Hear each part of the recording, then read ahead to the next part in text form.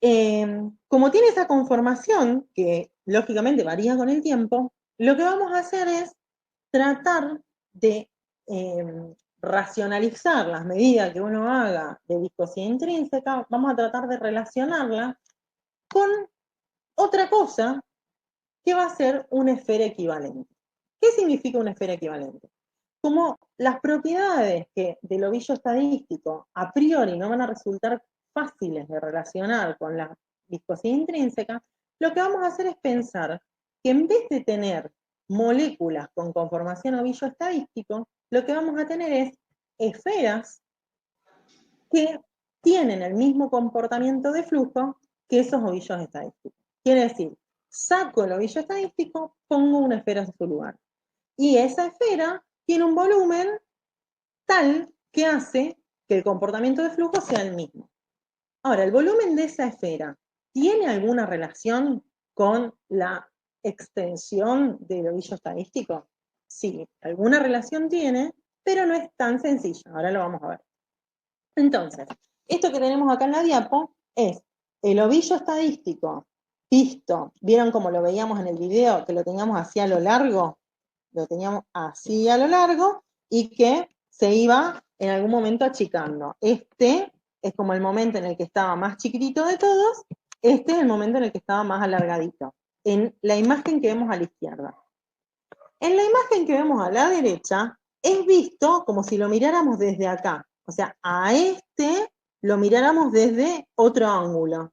¿Se nota? Entonces, ven que acá se nota bien que obviamente también es un polímero que tiene una conformación asimétrica, o sea, nosotros estamos poniendo una esfera en su lugar, pero es como querer hacer un pancho con un chisito, por decirlo de alguna manera. Me sobresale por un lado, por el otro lado no. ¿Está? Entonces, depende de la conformación que estemos contemplando o del momento justo, va a estar más o menos similar la extensión que tenga ese ovillo estadístico comparado con la esfera. La cuestión, lo importante es que por cada ovillo, por cada macromolécula que yo saco y me imagino, a ver, saco entre comillas, ¿no? Me imagino que saco un ovillo y pongo una esfera y que el comportamiento de flujo tiene que ser el mismo. Esa sería la cuestión de la esfera hidrodinámicamente equivalente. Y si entonces ahora lo que vamos a pensar es que tengo una esfera, vamos a pensar que voy a tener que la viscosidad intrínseca se va a relacionar con el volumen hidrodinámico específico parcial, pero que el factor formado va a ser 2,5, porque ahora nos imaginamos que hablamos de una esfera. ¿Está? Con lo cual nos vuelve a aparecer esto que teníamos acá. La cosa es que para los ovillos estadísticos suele ser que anda alrededor de 0,5 el volumen específico parcial.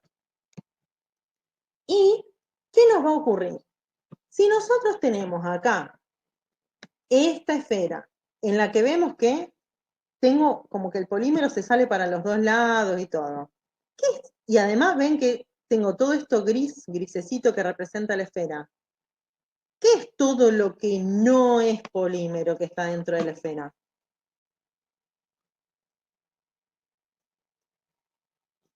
Solvente. Esto Agua. quiere decir que yo lo que hago cuando meto una esfera en vez del polímero es meter una esfera llena de agua, ¿está? O de solvente. Con lo cual, cuando uno analice la viscosidad intrínseca de una solución de moléculas en conformación ovillo estadístico, lo que vamos a llegar es que nos van a dar valores de grados de hidratación muy altos. ¿Pero por qué? Porque estamos metiendo una esfera que básicamente está recontra llena de solvente. Si queremos ver cuál puede ser una expresión para el volumen hidrodinámico específico parcial, podemos pensar que si partimos de una única esfera, que dijimos que iba a ser equivalente a una molécula de ovillo estadístico en solución, podemos pensar que el volumen de esa esfera, multiplicado por el número de Avogadro, nos va a dar el número, mejor dicho, el volumen de un mol de esfera. Si este volumen de un mol de esfera lo dividimos por el peso molecular, nos va a terminar dando como resultado el volumen específico parcial hidrodinámico. Entonces, acá, fíjense que el volumen de esta única esfera podemos escribir la ecuación de la esfera, la fórmula del volumen de la esfera. Entonces, donde teníamos esto, reemplazamos ahora por 4/3 pi, radio de esta esfera equivalente al cubo. ¿Qué hacemos ahora? Todo esto lo tenemos en cuenta para reemplazarlo en la ecuación anterior. Quiere decir que ahora nos queda una ecuación que nos vincula la viscosidad intrínseca con el radio de esa esfera equivalente. También hay, bueno, desarrollos basados en cuestiones teóricas y empíricas que relacionan el radio de la esfera equivalente con el peso molecular o con una relación de potencia con el peso molecular de la macromolécula de la cual estamos hablando.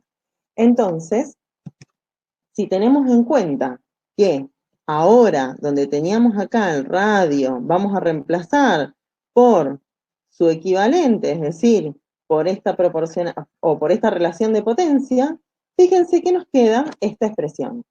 ¿Y qué vemos ahora entonces? Que tenemos una serie de constantes, fíjense, 2,5, número de Avogadro, 4/3, pi y este alfa elevado al cubo.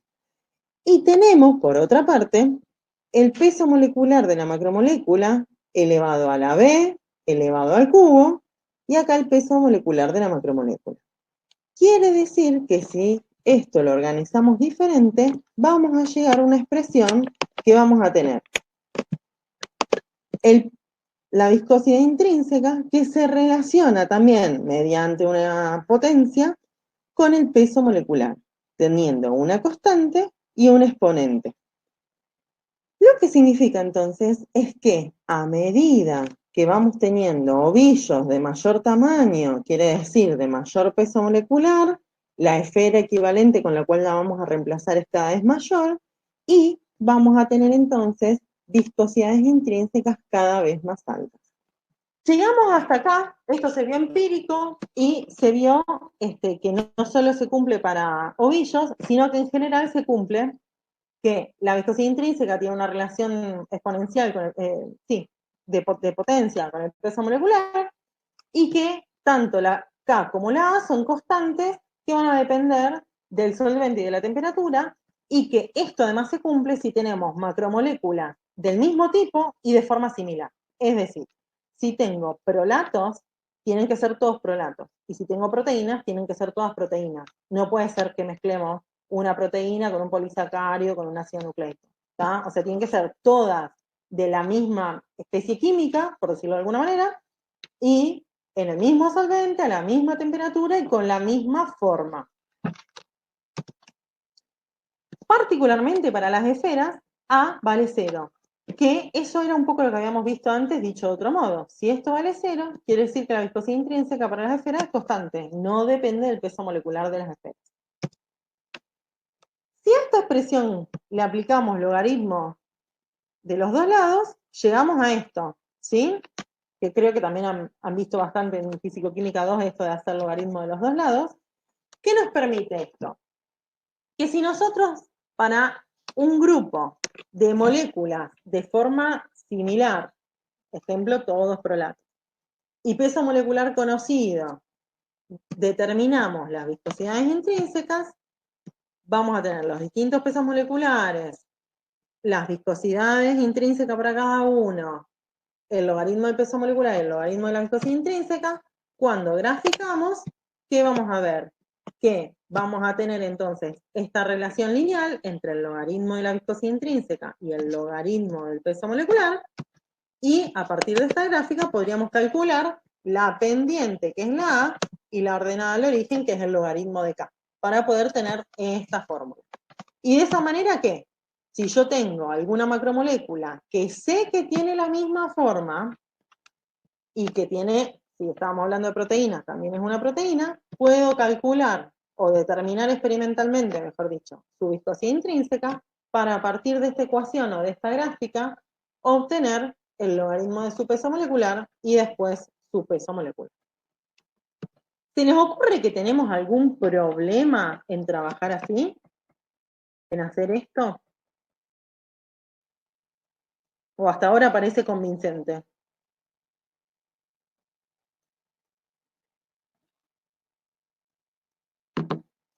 El A para las esferas no es igual a cero, o sea que no tendría Perfecto. pendiente. Primer problema, para las esferas esto no nos va a servir. Muy buena apreciación. Segundo problema, es muy difícil conseguir tener macromoléculas todas de la misma forma. Puede ser que nuestros patrones que tengamos sea uno prolato, uno esfero, uno barro, uno oblato y demás, con lo cual se nos complica un montón tener esta condición de que todas tengan la misma forma. Entonces hay una manera mucho más sencilla. ¿Qué cuál es? No importa la forma que tenga, lo que sí tengo que tener es que si son proteínas sean todas proteínas, si son ácidos nucleicos sean todos ácidos nucleicos, pero la cuestión es que desnaturalizamos. Y al desnaturalizar, ¿qué tenemos? Todos ovillos estadísticos. Y ahora sí, todos tienen la misma forma. ¿Cómo desnaturalizamos? Según el caso, lo que convenga. Cloruro de guanidina, urea, temperatura y demás. ¿Ya? Hay distintas formas de desnaturalizar. La cosa es que una vez que sí tenemos todos ovillos estadísticos, ahora sí podemos hacer esa determinación de la viscosidad intrínseca y hacer el gráfico del doble logaritmo para obtener una fórmula y a partir de eso poder determinar el peso molecular de muestras incógnitas. ¿Sí? Ahí abajo va en particular para proteína, en cloruro de guanidina, una expresión empírica, pero esto se supone que uno, si va a trabajar de esa manera, tiene que utilizar sus propios patrones. Esta parte va de regalo, que en definitiva es para charlar sobre qué tipo de peso molecular promedio se obtiene por medidas de viscosidad intrínseca, lo miran y preguntan cualquier cosa, estamos en la consulta y demás. La cuestión es, les cuento la conclusión, que en definitiva el peso molecular que se obtiene por las medidas de viscosidad, como lo veníamos charlando recién, no es peso molecular promedio en número, ni peso molecular promedio en peso, ni nada, porque tiene esta fórmula. Y esta fórmula no coincide con ninguna de las que vieron conmigo. A menos que justo el A, ese A del que veníamos hablando hace rato, a menos que justo este A valga 1, en cual, entonces ahí les queda la raíz, digamos, que se les va, con lo cual ahí les coincidiría con el peso molecular promedio en peso. Pero en general, este A no vale 1, sino que son valores menores a 1. Entonces, por eso en general tampoco les coincide con ninguno de los pesos moleculares. Pero sí les sirve para hacer una determinación. Y sí les va a servir también, por ejemplo, para poder ver si una muestra es monodispersa, si ustedes pueden obtener el peso molecular promedio en número, promedio en peso, de otra manera, ver si les coincide o no les coincide. Entonces, esto va a ser también de utilidad, aunque no coincida con ninguno de los promedios que charlamos. Por último, las medidas de viscosidad nos van a permitir diferenciar las moléculas según su forma. Sobre todo, es muy notable la diferencia que vamos a tener entre las macromoléculas con forma de barra, justamente porque esto que charlábamos de la gran asimetría que tenían, y el hecho de tener una gran asimetría las diferencia mucho de las globulares.